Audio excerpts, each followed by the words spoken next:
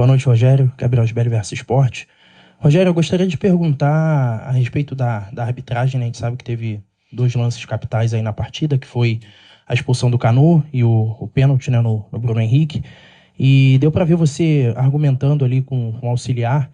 Eu queria que você falasse aí o que você tentou argumentar, o que você achou da arbitragem, né, e o quão decisiva foi para que o Bahia saísse perdendo no jogo de hoje. Olha, eu acho que eu não gosto muito de falar, eu raramente falo sobre arbitragem em entrevistas pós-jogo, né? Eu acho que isso é uma parte também do clube analisar, né? Com relação ao lance da expulsão, que foi, sei lá, 2 minutos de jogo, se eu não me engano, né? Eu acho que é claro que é uma jogada de dentro para fora, ele não está indo em direção ao gol. O árbitro tira o cartão amarelo e interpreta como exatamente o lance é. E vem uma nova.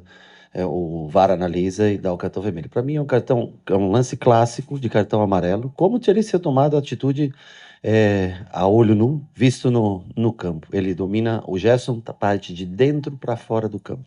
Então esse lance para mim foi o principal do jogo, porque ele muda, deixa a gente com um jogador a menos, nos tira a possibilidade de estar mais próximo do gol, né?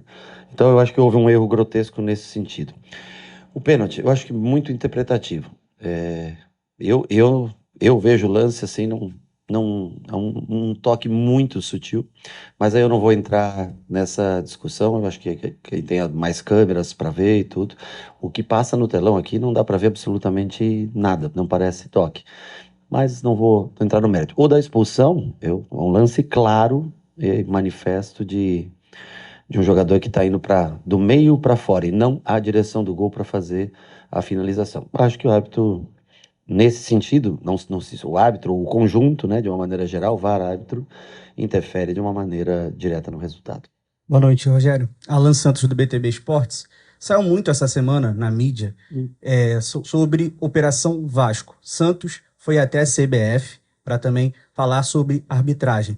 Hoje, o Bahia, até o lance da expulsão, faz um jogo ok, dentro da sua proposta, dentro da sua estratégia. Quero saber de você.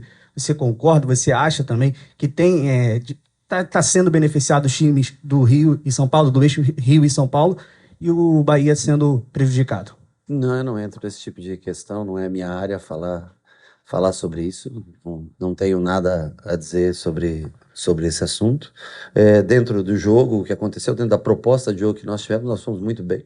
O Flamengo teve, logicamente, maior posse de bola e depois jogou 51 minutos com um jogador a mais, é natural até que tenha mais, mas não criou quase nada por dentro. Eu acho que se não tem a expulsão, não faria gol no dia de hoje. Nós tivemos algumas poucas chances, é verdade. Soubemos sofrer bem, mas fechar bem os espaços internos. Até no 11v10, eu digo para você que se acabasse empatado o jogo, não seria nenhuma surpresa. Então eu acho que nós fizemos dentro do que nós trabalhamos, que foi tentar compactar mais o time para sofrer menos gols. E trabalhar defensivamente as bolas paradas, eu acho que nós conseguimos cumprir. Uma pena é que teve essa penalidade, antes da penalidade, uma expulsão que prejudicou o jogo. Mas com relação a esse negócio de esquema, essas coisas, mas eu não tenho realmente nada a falar, não posso nunca afirmar qualquer coisa desse tipo. Rogério, boa noite. Bruno Castanho, Web Sport TV. Você chegou há pouco tempo no Bahia, né? O Bahia está na zona de rebaixamento ainda. O que pegaram do trabalho anterior, já que pega no meio do caminho, e as suas ideias, né? Para você estar como implementar, os jogadores estão entendendo já o que falta ainda para poder esse time decolar e sair da zona de rebaixamento. Obrigado. Eu acho que há tempo para isso, nós temos 13 jogos para fazer, nós precisamos de algumas vitórias, uns triunfos dentro desse trabalho para chegar à pontuação necessária, mas eu vejo um time bem organizado hoje. Eu acho que de boa intensidade que o time tinha, o time do Renato era um time de boa intensidade de jogo, um cara, pelo que tenho informações e pelo que eu vi também, de muito boa índole, né? Um grande profissional. E nós estamos aproveitando o que nós temos de melhor dentro da nossa característica de jogo, de ser um jogo um pouco mais de construção, um pouco mais até por dentro, mais posicional. E hoje faltou muito pouco, faltou se manter em 11 contra 11. Eu acho que já seria suficiente, no mínimo, para levar um ponto daqui. Eu não vi o Flamengo, lógico, depois que ficou 11v10, sim, uma uma oportunidade maior, logicamente, do Flamengo de vencer. Mas até com um jogador a menos, nós tivemos uma chance clara de gol, né? Uma chance bem onde o Juba sai, uma pena que né, foi ele que puxou o contra-ataque com o lançamento do Biel. Se fosse ao contrário, cairia o Biel com a perna boa. E eu acho que foi um jogo justo da nossa parte, um jogo digno da nossa parte. O torcedor, eu acho que fica muito triste com o resultado, assim como nós ficamos tristes com o resultado, mas a gente vê coisas boas hoje de muito mais proximidade e compactação do time jogando contra o Flamengo aqui. Oi, Rogério, tudo bem? David Sharp, do Antenados na Jogada. O Flamengo vive um ano bem complicado, todo mundo está percebendo isso, e você passou por uma situação relativamente semelhante, né? A maneira com que você saiu, teve áudio vazado, o clima interno muito conturbado, disseram que o elenco, que o staff não gostava de você. Eu queria que você fizesse um paralelo entre esse momento, claro que você não está mais lá, mas baseado no que você viveu, o Flamengo que teve... Não, o vai nosso pro momento é bem 10º. distinto. Eu fui três vezes campeão aqui. Esse é o primeiro detalhe. Quem sai três vezes campeão não pode pensar que você traz da mesma maneira. Outra coisa, eu não tenho nada para reclamar, só tenho coisas boas a falar das pessoas, dos atletas, da comissão que aqui trabalhou. A pessoa aí que você fala do áudio vazado, e você tem razão, eu não conheço. Essa pessoa eu cumprimentava na hora do almoço. Ele não pode falar absolutamente nada de mim, porque eu nunca troquei mais do que um bom dia com essa pessoa. Eu não sei o nome da pessoa. Eu via, talvez, na hora do almoço. Eu nunca entrei na sala dessa pessoa. Mas isso é um outro problema. O que vale é a relação que a gente tem com as pessoas, com o clube. E problemas todos passam. Você vê nós, como Bahia, agora eu respondo pelo Bahia. Passamos por essa dificuldade de estar na zona de rebaixamento, mas eu tenho convicção que nós sairemos. O Flamengo não tem os seus problemas e tem pessoas capacitadas para resolver. Rogério, boa noite. Thiago Viva, JJTV Esportes. Eu queria te perguntar em relação ao Biel, que foi um jogador que entrou no andamento do jogo. Queria saber o que você comentou com ele sobre a parte tática antes dele entrar com a função e sua avaliação para ele na partida de hoje. Ele mudou duas vezes de função. Ele chegou a entrar pelo lado, depois ele jogou como 9, quando o Tassiano viu, já estava mais cansado. O Biel é um jogador que tem mais 1 contra 1, mais leve, né? Ao mesmo tempo não consegue tanto sustentar uma bola, por não ter a característica de 9, mas ele tem essa na facilidade do drible, né?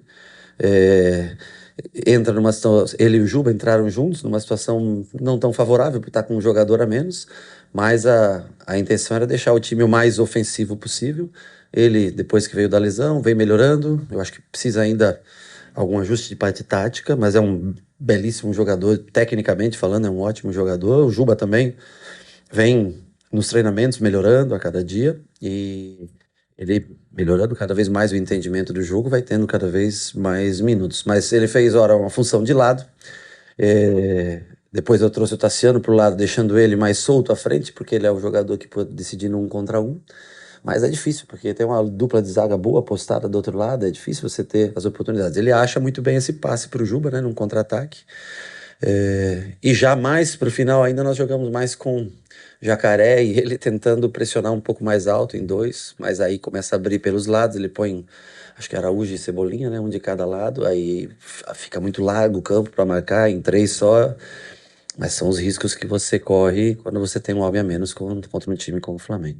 Aqui, Rogério. Boa noite, Lucas Mal da Litoral News. O Cauli e o Léo Cittadini já estão passando por uma transição, já você vai poder contar com eles. Eu queria saber de você como você está para utilizar esses dois jogadores, principalmente o Cauli, que é um dos principais jogadores do Bahia no campeonato, e os principais e melhores momentos do Bahia passaram por ele. Eu queria saber como você está para utilizar ele nesse restante de Campeonato Brasileiro. Nós estamos ansiosos para vê-lo também em condições boas de jogo, né? Era uma dúvida que nós tínhamos para esse final de semana, mas em conjunto, atleta, departamento médico e departamento técnico, nós achamos por bem não arriscar ainda esse final de semana. Eu tenho quase certeza, 99% de chance de ele estar presente com a gente no jogo contra o Goiás, que passa a ser uma final pra gente. E o Cittadini também sentiu dores ao longo da semana, treinou ontem, tentou treinar, e não conseguiu ter um rendimento que fosse suficiente para estar aqui no dia de hoje. Mas a gente espera poder contar com os dois jogadores. Não sei se consegue colocar os dois ao mesmo tempo em campo, mas nós vamos pensar numa maneira de utilizá-los ou começando o jogo ou no decorrer do jogo. Se eles tiverem, tem que ver aí a avaliação física durante a semana, vão treinar mais essa semana. Eu acredito que estejam bem melhores e prontos para o jogo de sábado. Boa noite, Rogério aqui, Marcos Martins, no canal da EQSRN. Você tem 11 jogos contra o Flamengo como técnico, 11 derrotas. É claro que cada jogo tem a sua circunstância, tem a sua peculiaridade. Sim. Mas eu queria saber de você, no geral, em linhas gerais, Claro. Qual é a principal dificuldade de enfrentar esse Flamengo? A principal dificuldade é que eu me tornei treinador em 2017 e 10 dos 11 confrontos que você fala é de 19 para cá. Fora os que eu trabalhei aqui, jogando contra outros times, eu enfrentei um time que foi construído e que foi a melhor versão do Flamengo dos últimos anos. Então, há uma dificuldade realmente em enfrentá-los. E no caso de hoje também tem outros componentes que a gente viu aí que são determinantes para que a vitória aconteça do Flamengo. Mas é a melhor versão do Flamengo. É só uma única vez em 2017, que ainda, né, mas nós tínhamos, foi quando o São Paulo vendeu 5 jogadores na mesma semana, vendeu no começo do ano, e nós não tínhamos jogadores realmente para fazer um jogo frente a frente. Mas esse talvez tenha sido um dos jogos mais consistentes, mais regulares que nós fizemos, dando poucas possibilidades ao Flamengo para fazer gols. Mas é uma marca ruim, sem dúvida, né? É uma marca que, assim como tem times que você vence seguidamente, esse é um time que não temos tido sorte. Esperamos ter mais sorte nas próximas partidas.